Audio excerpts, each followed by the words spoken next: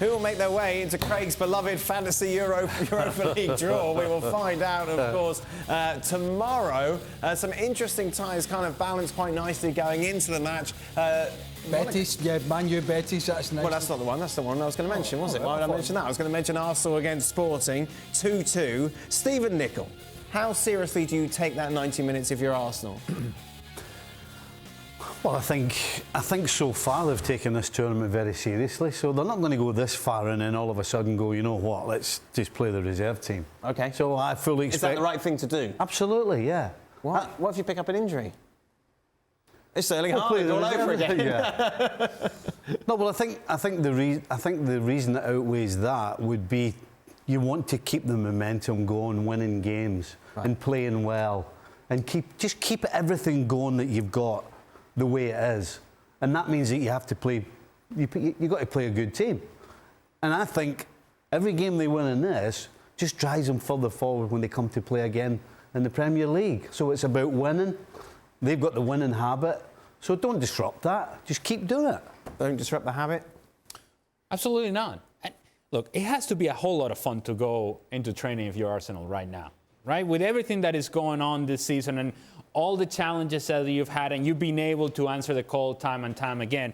And now here's another opportunity. And some players are going to get a chance to play that don't play regularly, because I am sure that there's going to be some rotation. But that rotation is going to be important, because these are players that at some point or another may have an important part to play in Premier League as well. In the case of Reece Nelson, for example, did we think that he was going to score one of the most important goals in the season for Arsenal? Well, no.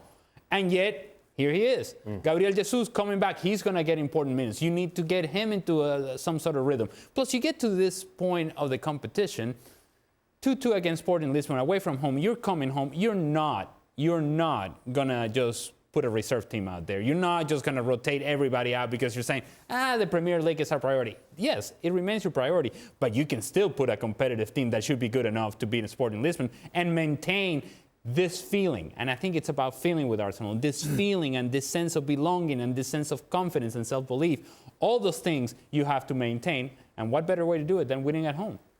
The way they went into Fulham on Saturday and destroyed in the first 45, a pretty good Premier League team this season, shows what it's all about. If he was going to make changes, wholesale changes, he would have done it in Lisbon. He didn't. I was actually quite surprised by the team that he put out. There was 3 or 4 players that got some game time, but Xhaka played, Saka played, Saliba played. I mean, there was a lot of guys that you would consider first-team players that would play if it was the last game of the season. So he's playing what you would call a hybrid, but actually the Arsenal hybrid team is actually pretty good at the moment.